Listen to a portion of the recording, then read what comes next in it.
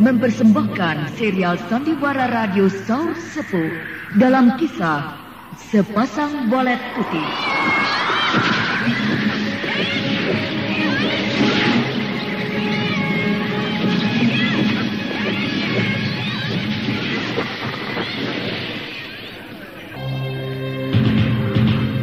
Saur Sepuh dalam kisah Sepasang Bolet Putih.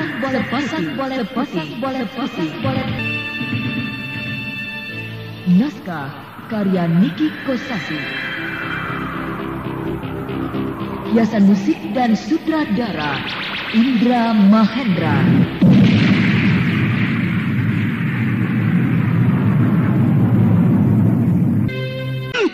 Saya tidak ada kesempatan, Ketua. Biar dia tahu rasa apa akibatnya berlaku ceroboh. Lalu kau ajak kemari dia. Iya, Ketua. Sebab dia memaksa dan kau tidak berdaya, begitu? Iya, Ketua. Alasan yang dicari-cari. Ampun, Ketua. Ampun.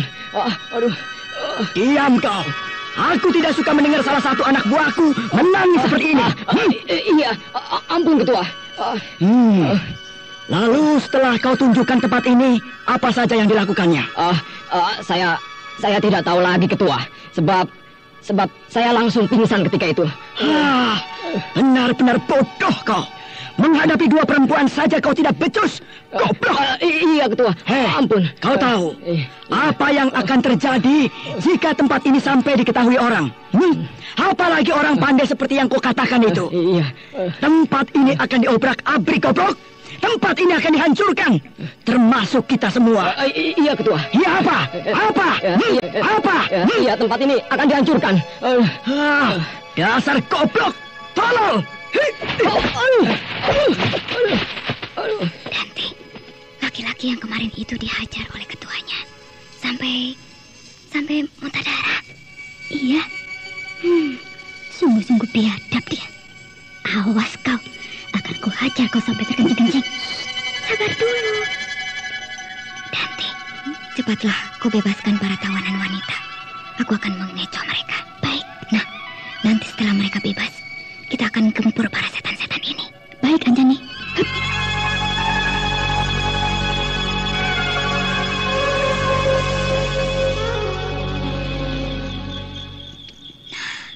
Sekarang Dante sudah berada di sana.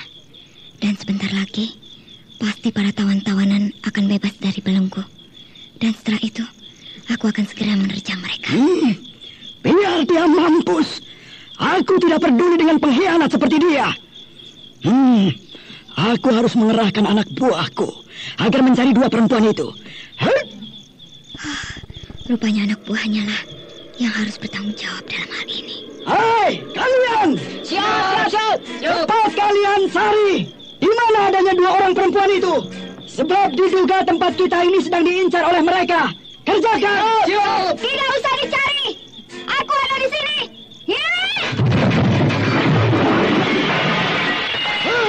Kurang ajar. Kau telah menghancurkan dinding papan bangunan ini. Awas kau! Baru dinding seperti itu yang hancur. Kau sudah marah, tapi kau tidak memikirkan bagaimana perasaan hati orang yang kau hancurkan. Kau tidak merasakan bagaimana sakitnya badan yang kau siksa seperti dia ini. Diam kau! Itu bukan urusanmu. Cepat katakan, siapa kau dan ada perlu apa kau? Maaf, itu bukan urusanmu. Kurang ajar kau. Kau akan tahu bagaimana aku kalau sudah marah.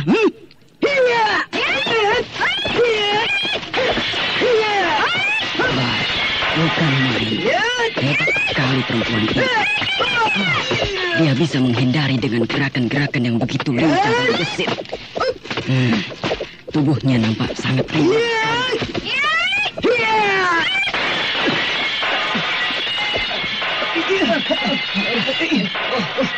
Ayo, bangunlah kau.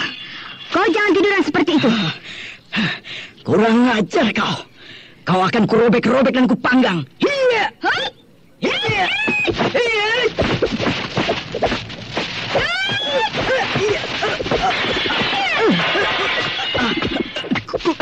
Kurang ajar kau. Siapa kau? Apakah itu penting? Kau sangat tangguh. Tapi aku belum dan tidak akan pernah kau kalahkan. Kau akan merasakan bagaimana hebatnya jurusku kali ini.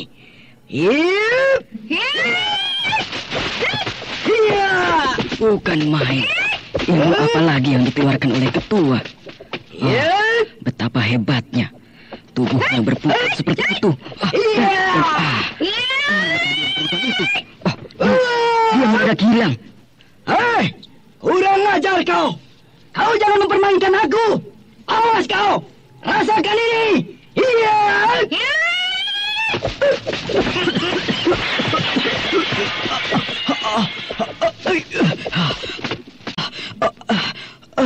Pukulannya sangat keras sekali. Aku sampai terjengkang ke belakang. Dan terimalah ini senjataku.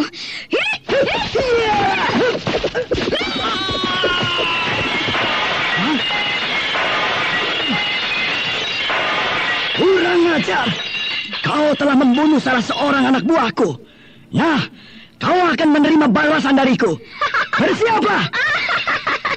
Bukan aku yang membunuhnya, tapi kau sendiri. Sebab senjataku tidak melukaimu, tapi kau usir dengan sembarangan dan tidak menentukan arah. Ya, maka begitulah akibatnya. Anak buahmu menjadi sasarannya. Kurang ajar. Awas kau. Dan aku juga akan segera menghabisimu dengan senjataku ini. Nah, terimalah senjata anggrek hitamku ini.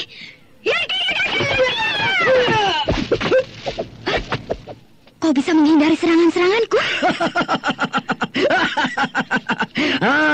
Kau pikir aku akan begitu mudah kau kalahkan? Tidak, anak manis. Tidak. Tidak percuma kau diangkat oleh anak buahmu menjadi ketua mereka. Jangan lancang kau. Perempuan itu sangat hebat. Wah, bukan main. Hebat sekali. Dia seenaknya saja melompat ke sana, kemari. Wah. Anjani terdesak. Aku membantumu, Anjani. Makin seru. Ketua dikeroyok oleh 2 orang. Wah, gesit juga dia. Oh, sama gesitnya dengan perempuan yang pertama tadi. Oh, hebat. Awas nanti. Gunakan ajian cakar getar serangan bersama-sama nanti. Ya.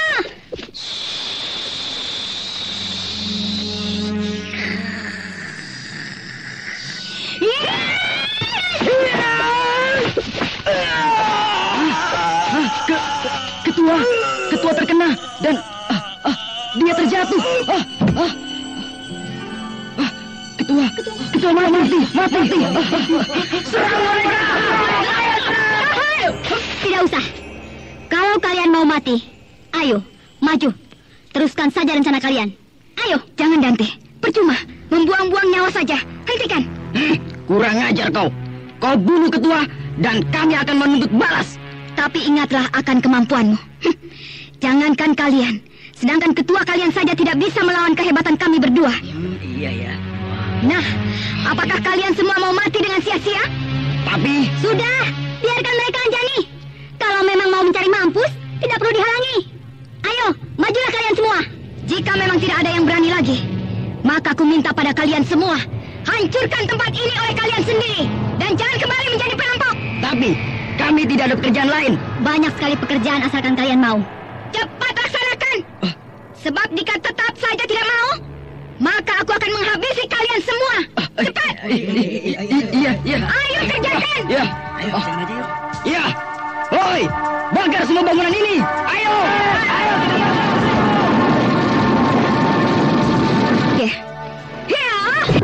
Iya. Adipati Pulungan memberontak, tentu ada sebabnya. Tentu saja, Sakila. Masa tidak ada apa-apa tiba-tiba berontak? Kan lucu. Sebabnya apa? Sakit hati? Iri hati? Nafsu kekuasaan? Tidak disiplin atau... Tidak disiplin. Oh ya? Tidak membayar upeti 2 kali berturut-turut. Upeti? Iya. Loh, kok harus membayar upeti? Seperti daerah Takukan saja. Apakah dulunya Kadipaten Pulungan bukan wilayah Madangkara, kemudian diserbu, lalu kalah, selanjutnya menjadi daerah Takukan Madangkara? Tidak. Sejak dulu Kadipaten Pulungan sudah termasuk wilayah kerajaan Madangkara. Lalu Mengapa harus membayar upeti? Kewajiban membayar upeti bukan hanya dikenakan kepada daerah taklukan saja, melainkan juga kepada daerah bawahan. Kalau begitu, kerajaan Madangkara kejam. Kejam? Iya. Seharusnya terhadap wilayah sendiri tidak perlu harus membayar upeti. Sakila, upeti di sini jangan diartikan sebagai suatu persembahan kepada raja sebagai tanda takluk, tapi hanya sebagai pertanda kesetiaan. Kesetiaan? Iya. Wilayah sebuah kerajaan terdiri dari beberapa kadipaten. Jumlah kadipaten tergantung dari luas atau sempitnya wilayah sebuah kerajaan. Kalau wilayahnya luas, tentu kadipatennya banyak. Tapi kalau wilayahnya kecil, tentu kadipatennya sedikit. Kerajaan Madangkara punya berapa kadipaten? 6 kadipaten. Sedikit amat. Karena kerajaan Madangkara, kerajaan yang kecil, wilayahnya tidak seberapa luas. Jadi hanya memiliki 6 kadipaten saja. Iya. Kadipaten-kadipaten itu letaknya rata-rata jauh dari ibu kota kerajaan. Sehingga hubungan antara ibu kota kerajaan dengan kadipaten kurang lancar. Karena terlalu jauh. Karena letaknya yang terlalu jauh itulah, kehidupan seorang adipati tak ubahnya sebagai seorang raja. Artinya, raja di wilayahnya yang merupakan sebuah kadipaten. Setiap kadipaten, kepalanya bernama adipati? Betul. Penguasa sebuah kadipaten disebut adipati. Iya. Karena kehidupannya seperti raja itulah, kadang-kadang suka lupa diri. Tingkah lakunya sering berlebih-lebihan, menganggap dirinya sebagai seorang raja yang tidak terikat kepada kerajaan manapun. Iya. Nah, untuk mengendalikan hal seperti itu, para adipati ini diwajibkan membayar upeti setahun sekali. Jadi maksudnya sekedar untuk memperingatkan bahwa mereka itu punya atasan yang wajib dipatuhi, yaitu raja yang berdiam di ibu kota kerajaan. Betul. Artinya, supaya mereka sadar dari perbuatannya yang terkadang keliru. Upeti itu berapa besarnya? Atau jumlahnya berapa? Tidak ditentukan. Tidak ditentukan? Iya. Karena sifatnya yang tidak untuk takluk itulah, maka pembayaran upeti bersifat bebas. Misalnya, padi sekian pedati, emas sekian ribu tael, uang sekian ringgit, dan sebagainya. Jadi, berapa saja bebas.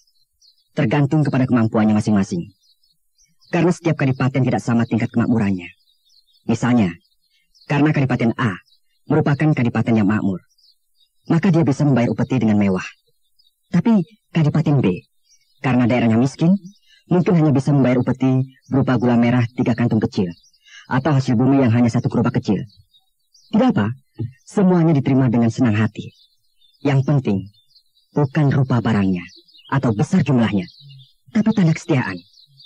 Artinya, mengakui bahwa dia adalah rakyat Madangkara, tetap setia dan berbakti kepada kerajaan. Iya.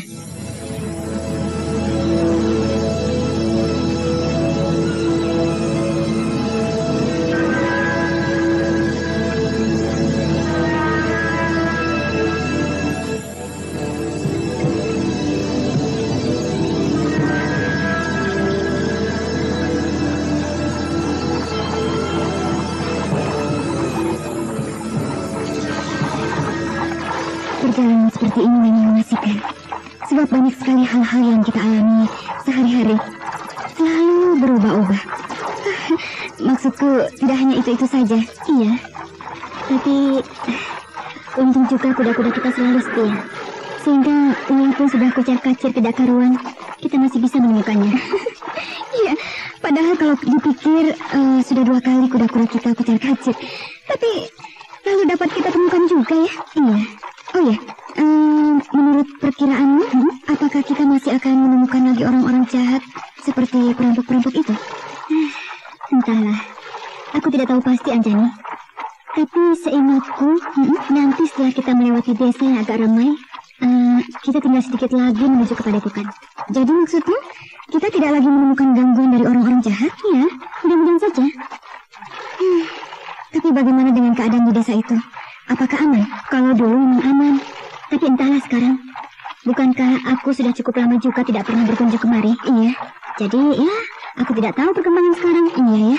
Tapi tidak jauh lagi bukan? Tidak. Sebentar lagi juga kita akan sampai di sana. Iya. Aku juga melihat sekelebatan orang di depan sana barusan. Iya. Aku juga. Apa dia? Dan apakah bermaksud jahat dari kita? Entahlah. Tapi mengapa kita selalu diikuti orang sejak dari pertempuran tempoh hari? Ini ya. laki-laki yang kita tangkap tempo hari yang membuntuti kita. Tapi nyatanya tidak. Kau yakin, Anjani? Ya, sebab orang yang kita tangkap sudah beres. Dan sekarang masih ada saja yang membuntuti kita. Nah, kalau demikian, jelas-jelas ini adalah orang yang lain lagi. Iya ya. Yang penting, kita harus selalu hati-hati. Harus selalu waspada. Iya, kita tidak usah terpengaruh. Teruskan saja perjalanan kita menuju desa terdekat. Ayo.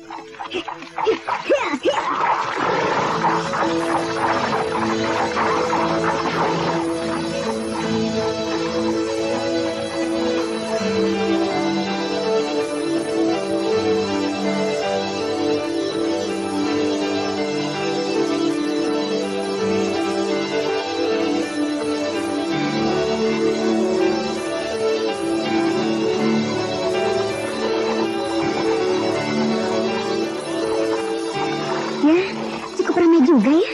Ya, beginilah keadaannya. Memang desa ini adalah desa terakhir yang harus dikunjungi baik oleh pedagang maupun orang-orang yang hanya sekedar bermaksud main-main saja. Sebab tidak ada lagi jalan kemana-mana. Kesana buntu dan kesini pun hanya jalan hutan.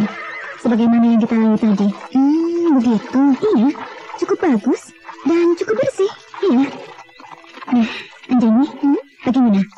Mau langsung mencari penginapan? Atau mau jalan-jalan saja dulu? Tidak. Yang jelas sekarang kita mencari makan dulu. Perutku sudah tidak tahan lagi. Baiklah.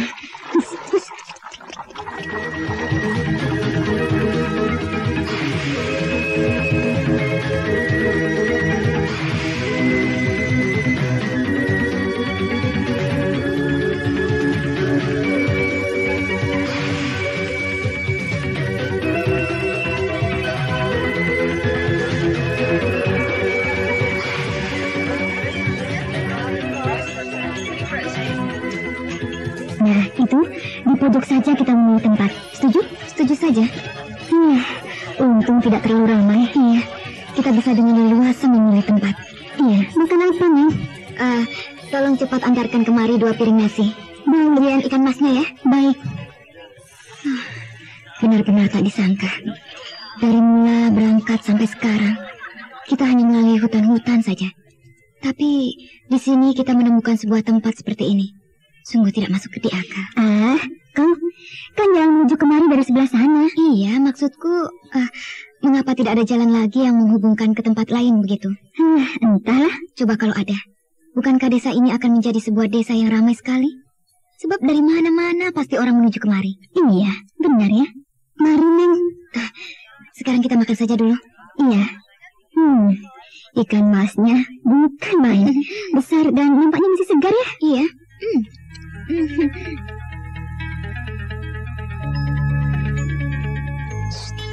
Lihat orang yang baru saja masuk itu. Kenapa? Dia memperhatikan kita terus, tapi tidak ada senyum sedikit pun. Alah, biar saja. Kenapa mesti peduli dengan dia? Bukan begitu, Danti. Siapa tahu dia adalah orang yang selama ini membuntuti kita. Nah, tuh, setiap kita tidak memandang ke arahnya, dia berusaha memandang ke arah kita. Tapi jika aku memandangnya, dia pura-pura tidak tahu. Agak mencurigakan juga kalau begitu. Ada lagi yang datang, 2 orang. Oh iya, tampaknya seram sekali. Ya, kita lihat saja apa yang akan dilakukannya. Hei, pindah ke sebelah sana. Jangan duduk di sini, cepat. Tapi,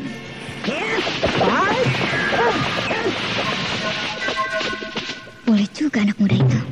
Dia cepat sekali menghindar sebelum pukulan laki-laki kasar itu mengenainya. Iya. Bagus, bagus. Boleh juga permainanmu. Tapi kau boleh merasakan pukulanku yang tidak akan bisa kau hindari. Tunggu dulu Kisana. Apalagi, kalau kau takut, cepat pergi dari sini. Tapi apa salahku sehingga kau bernafsu sekali ingin menghajarku?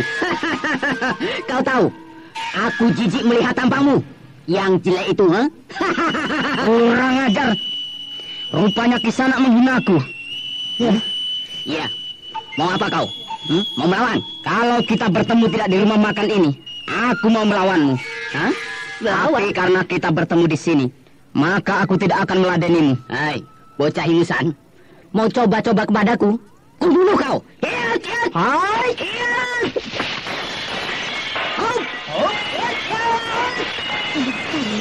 Iya.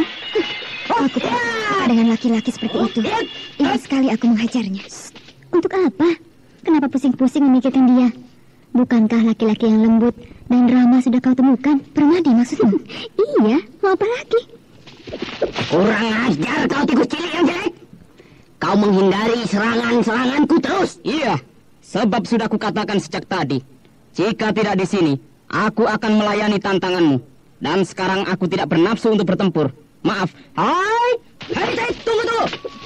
Kurang ajar, hei. Kalian rupanya yang menertawakan aku, ha? Maaf, tidak. Saya menertawakan urusan saya sendiri, bukan menertawakan Kisanak. Tapi aku tersinggung, tahu? Oh, kalau demikian, saya minta maaf. Saya tidak menertawakan Kisanak. Enak saja kau minta maaf. Tidak. Jadi? Saya akan membuat kau agar tidak bisa tertawa lagi. Apa yang kau lakukan, Kisanak? Aku akan membuatmu menangis di sini agar kau tidak lagi bisa tertawa. Maaf, sungguh kami berdua tidak menertawakan Kisanak. Aku tidak peduli. Yang jelas, aku sekarang tersinggung karena aku merasa dipermainkan dan diolok-olok oleh kalian. Maafkanlah, kami tidak sengaja. Kurang ajar kau gadis-gadis manis. Maaf, kami akan pergi dari sini. Hai, kurang ajar kau. Berhenti. Maaf, saya masih banyak urusan. Saya tidak ada waktu mengurusi orang seperti kau. Kau rasakan ini.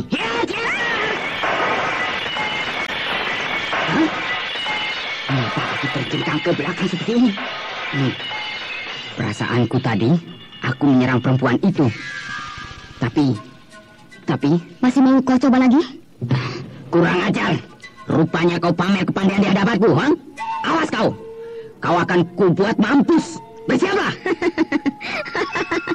Untuk menghadapi seorang macam kau ini, tak perlu aku bersiap segala macam.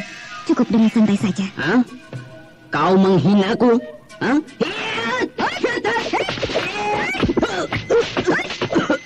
Aduh, dadaku. Bagaimana Kisanak?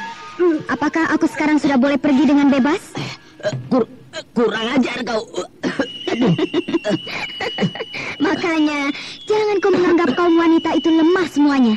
Kau kira, apakah aku dan temanku ini bisa dengan mudah kau buat mainan? Keparat kau. Aku sejak tadi juga sudah tidak senang dengan caramu. Mengusir orang seenaknya sendiri. Memangnya tempat ini milikmu? Aduh, dadaku terasa panas sekali. Itu belum seberapa, Kisanak. Kalau kau masih mau yang lebih panas lagi, atau langsung mati, aku bisa melakukannya. Kau mau? Sudahlah, kita tinggalkan saja dia. Ya, tapi aku menunggu apa yang akan dilakukan temannya. Sebab sejak tadi matanya liar sekali. Ya, sepertinya dia dendam pada kita. Ya. Nah, kalau memang aku sudah boleh pergi, maka aku akan segera pergi. Kau akan kubunuh. Alah, banyak omong ke orang tua. Sudah mau mampus masih juga beragak jagoan. Aduh, bagaimana ini? Wah, semuanya hancur. Aku bisa dipecat nanti sama juragan. Berapa semuanya? Tidak usah, Den. Tidak usah dibayar. Kenapa? Tidak usah. Kamu ini bagaimana? Makanan yang kami makan tadi tidak mau dibayar, tapi kau kebingungan soal uang. Maksud saya, makanan yang Aden makan tidak usah dibayar. Lalu dengan barang-barang yang hancur ini? Entahlah, Den. Saya bingung. Saya tidak mengerti harus bagaimana. Tapi kalau begitu biar aku yang menggantikannya. Hah? Tidak usah. Jangan. Baiklah. Tapi terimalah ini. Nih. Berikan pada juraganmu. Katakan sebagai pengganti barang-barang yang hancur ini. Tapi kan bukan Aden berdua yang merusakkan. Tidak apa-apa. Duh, saya jadi bingung. Bagaimana ini? Tidak usah bingung. Bukankah kau takut dipecat? Iya, betul. Saya tidak mau dipecat. Nah, kalau begitu, laksanakan saja apa yang sudah kami perintahkan. Ngerti? Iya. Nah, begitu. Ayo, Dante. Ayo.